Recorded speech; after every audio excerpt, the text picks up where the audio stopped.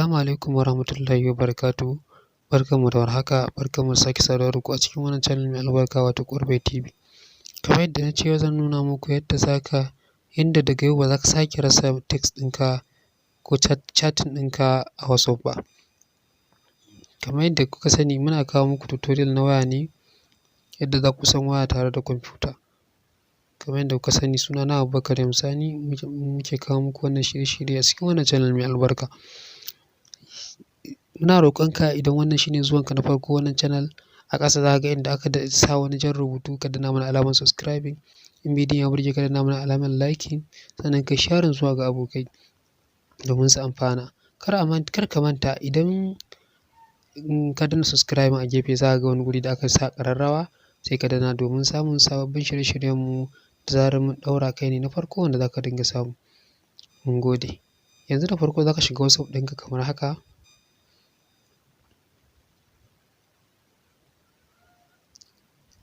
Kana shiga WhatsApp ɗinka kamar haka, sai ka zo ka nemo wanda kake so chatting ɗin naku ba ka so ya tafi tare da wasu media duk ba ka so ya tafi.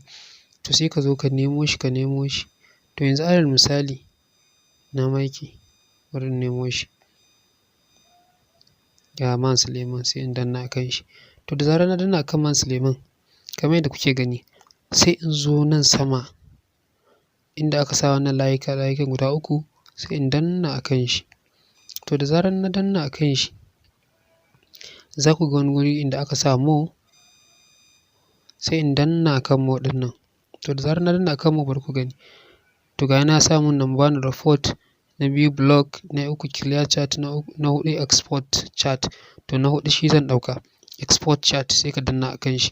To da zarar ka danna a kan shi, zai ce maka without media including media. Tunda komai da komai kake so ka kwashe, sai ka danna a kan including media. In kuma chatting kawai kake so, sai ka sa without media. To mu bari mu sa including media. To mun danna a kan shi kamar haka. To wannan gurin da ya nuno maka guri ne wanda za ka ajiye abubuwanka. Ya nuno maka guri ne wanda za ka ajiye abubuwanka a ciki. Yanzu misali in kana so ka ajiye a Gmail ne, ko kana so ka ajiye a WhatsApp ɗin wani, ko kuma kana so ka ajiye a Gmail ne ko Facebook. In kana so ka ajiye a Facebook, a Gmail, sai ka zo ka danna a kan Gmail ɗinka. Kana danna a kan Gmail ɗinka kamar haka, gashi nan zai nuno ma Gmail ɗinka. Sai ka zo a nan saman ga inda aka sa Gmail, sai ka zo nan ƙasa ka sa Gmail ɗin da kake so ka tura mawa. Yanzu misali bari mu sa a wannan Gmail ɗin.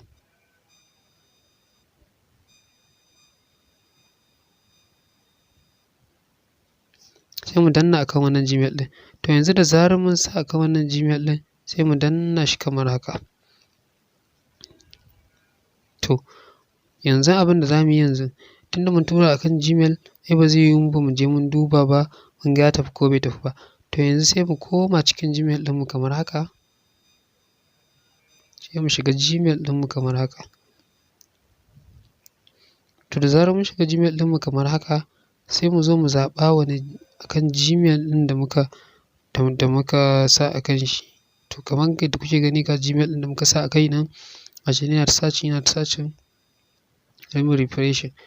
In ka ga bai zo ba, sai ka zo ka yi refreshing ɗin shi kamar haka. Sai ka ƙara refreshing.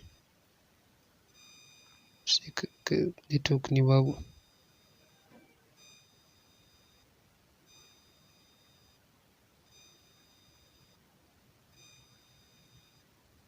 To kamar yadda kuke gani gashi nan ya sauko.